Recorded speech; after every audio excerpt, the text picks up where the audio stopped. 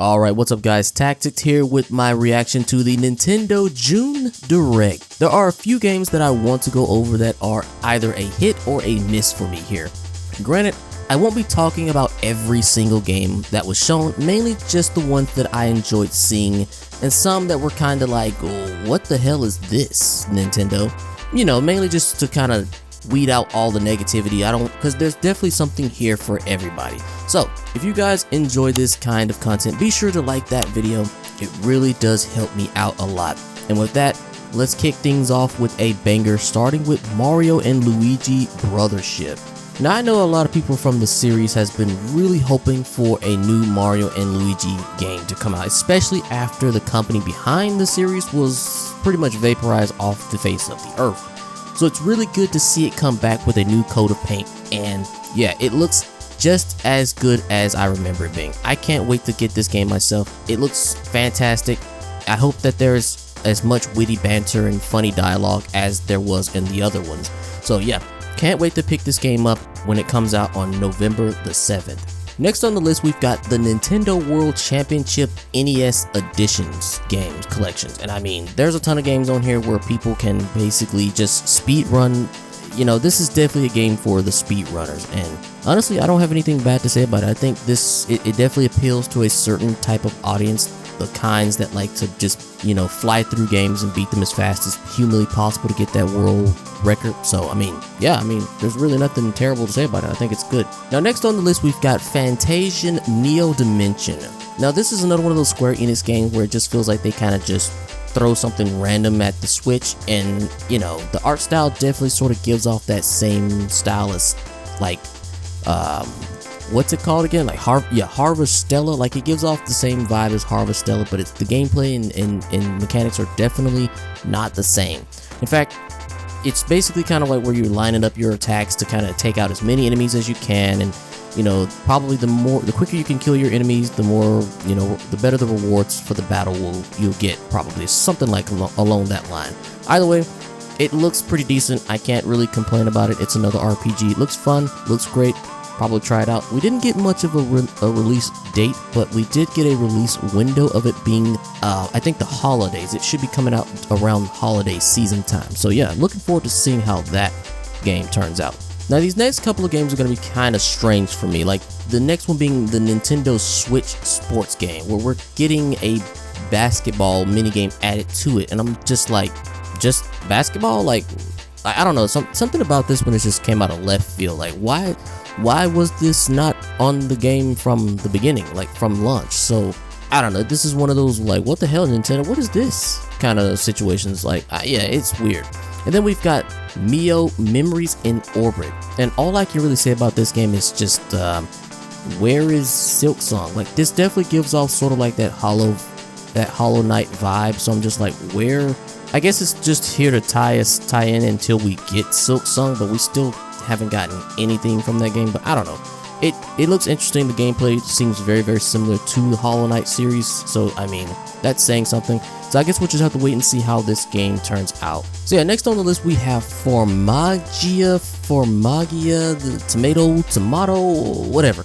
But anyways, it looks like a monster collection type of game where you're basically going and capturing monsters and you're raising them to fight for your honor and all that kind of stuff.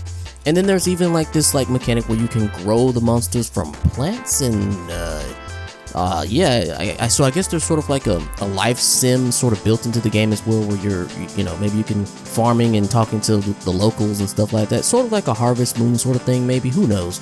But I guess we'll just have to see when the game comes out. Funny thing about it as well is that the art style looks very, very similar to another game that came out earlier in the show, which was Fairy Tail 2. And the art style just looks very, very similar to that. And I'm, you know, from the anime, and I don't know, it just looks really, wasn't really expecting that kind of art style for a game like this. But yeah, it comes out on November the 1st, and yeah, might decide to check that out. So alright, so the next game is Donkey Kong Country 2 HD, and I'm gonna be honest with you guys, I really was hoping for a 3D Donkey Kong game here. Like, it's great that we still wound up getting a Donkey Kong game, but I really just wanted to get a 3D game like we did on the N64. But like I said, I can't complain too much because we still got Donkey Kong. It's still here, and it looks great. Gameplay looks good. But yeah, it's just another 2D side scroller. So I mean, or 3D side scroller, whichever it is. But either way, Still Good is here, and yeah. Now the next game is Dragon Quest III. I'm not gonna speak too much on this game simply because we've already seen a lot of, gameplay for it, but it definitely still looks gorgeous. Can't wait to get my hands on this game. But the most important part about this was the fact that we now know that we're going to get Dragon Quest 1 and 2 HD 2D as well for next year. And I've never played, I think Dragon Quest 3 was the game that sort of got me into the series to begin with, so it would be very nice to be able to go back and play 1 and 2. I'm not even sure if 1 and 2 even came to the US, I could be wrong, but like I said, I got into the series with 3, so yeah, that's super exciting. I can't wait to just get my hands on this game as well. But yeah, what do you guys think about Dragon Quest 3, 2, and 1? So next on the list, we have Luigi's Mansion 2. Honestly, I think out of the 3, this is probably the one that people say is like their least favorite, mainly because it probably came on the 3DS and all that. I wouldn't know, I only played the first one. I haven't even played the third one. Still, it looks pretty decent for the most part. Yeah, Luigi's Mansion 2. And next we've got Phantom Brave. And this one is another strange one. It definitely has that sort of Disgaea sort of art style to it, so that's interesting. Even though I've never really played the series, I kind of always wanted to get into it to some degree. But the gameplay mechanics looks pretty solid, looks pretty decent. Yeah, it just looks great. We didn't get a release date, but we got a release window, which is unfortunate because it won't come out until sometime next year. Alright guys, coming up on some of the heavy hitters here, we've got Super Mario Party Jamboree. And I'm just gonna say it, I think Mario Party is back, and it is looking better than ever. What I mean by that is that starting with Mario Party Superstars, it just seems like the developers finally kind of just get it, and they understand now what makes Mario Party good. Obviously, we won't know until we get the game and see how it plays and how the different modes are and how the boards work and all that sort of stuff like that. But at least we're getting new boards and new mini games. And honestly, all I can really say is that if this does be a success, I just hope the devs decide to take this game somewhere, like turn it into like a Mario, like a Mario Kart, where it has new updates and new boards added to it, and maybe even new characters and new modes and stuff later down the road. Like, I can definitely see them capitalizing off of and just improving the game more and more as it goes into its lifespan. But yeah, this game comes out on October 17th. Can't wait. Looking forward to it, guys. But yeah, here's another game that a lot of people were pretty much anticipating to happen, which is The Legend of Zelda Echoes of Wisdom. A lot of people were saying, like, I think there were some rumors and leaks going around about there being a Zelda game that was being centered around Zelda, and sure enough, here it is. Honestly, I'm not gonna lie, I'm still pretty shocked about that.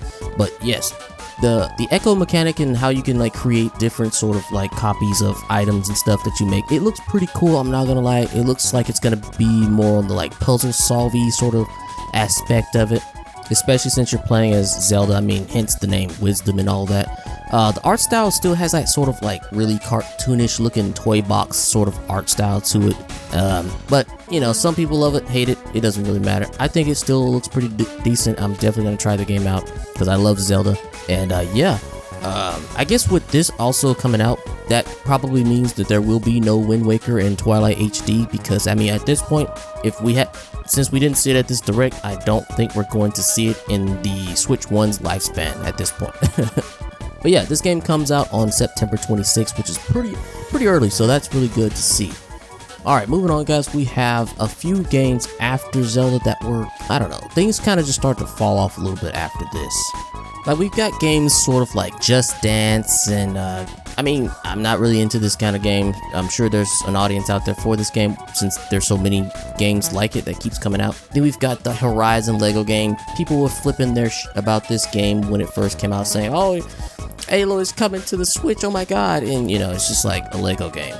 You know, nothing really crazy about that in my opinion. But next we got the little Stray Cat game and all that kind of stuff. You know, I think that was on the PS4. You know, it's coming to the Switch, great. And then we get like Tales of Shire, which is like a Lord of the Rings sort of like slice of life sim game where you're playing as these hobbits and you're just having a fun time. I mean, I'm sure it's something out there for everybody. Like, not for me. These games are not really that interesting. I'm sure they can be good for some people, but just not for me. And then we got the Ace Attorney Investigations collections. Now, a lot of people love this series, and I'm pretty sure a lot of people are very excited about the Ace Attorney collections. So, once again, shout outs to these guys for, shout outs to them for getting new games for the Ace Attorney series. So, yeah. Next on the list, we've got the 100 Line Last Defense Academy, which is a kind of I guess a spin-off of like the Danganronpa series. I'm not really a fan of Danganronpa. I never really played any of the games, but I won't deny that it definitely looks pretty interesting for the most part. Usually these games take like a darker tone where a lot of the characters usually die off or whatever, and some of the devs can be kind of silly and kind of over the top and wacky. But even though that's the case, it's the gameplay still may actually bring me into the series. Who knows?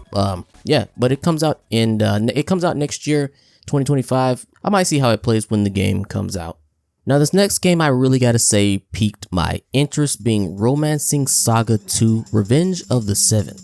And if you guys know me, I'm a huge RPG sort of guy. I like the battle systems to be pretty intuitive and very interesting, and this one looks like it could be that, adding other features in it as well, like expanding your territory with each conquest and all that sort of thing like that. But the biggest thing I think is having the freedom to basically challenge the bosses in any order that you want, which, it basically gives any player that plays it their own sort of unique experience when they play the game. And yeah, I mean, that alone makes it a must buy for me. And thankfully we don't have to wait too long since the game comes out on October 24th. And last but certainly not least, guys, we finally get some actual gameplay for Metroid Prime 4 Beyond. As I said before in my predictions video, I'm not really a Metroid fan, but I am still very, very happy for the Metroid fans out there. They are finally getting this game, or at least some sort of semblance of relevance or gameplay for this game to see how it's going to be. And I'm just very happy to see it here as well, even if I don't even play the game. But it's good to see it, and I do believe that Metroid was a very good game to end off the Direct on, because it just ends things on a high note. But what do you guys think about Metroid? Do you guys love it? You hate it? Are you excited for it? Let me know down in the comments below. Overall, I think the Direct was pretty good. I don't think it really tops Microsoft Showcase that much, but it definitely didn't disappoint. I think there are quite a few games here for people to really get excited for. But most importantly, this fills out the remainder of the year after the summer ends, since we kinda already know a few games that are coming out soon, like Visions of Mana toward the end of summer, like I think in August. But if I had to give this Direct a rating, I think I'd give it like a solid like 7 out of 10. Pretty damn good, but not really enough to shatter like the fabric of the universe or something. But what do you guys think? What would you rate it, and what is your list of games that you're most excited for? Let me know down in the comments below. Again, if you guys like this kind of content, please smash that like button for me and subscribe if you're feeling even more generous. Either way, I appreciate it all the same. And with that, I'll see you all next time. Peace.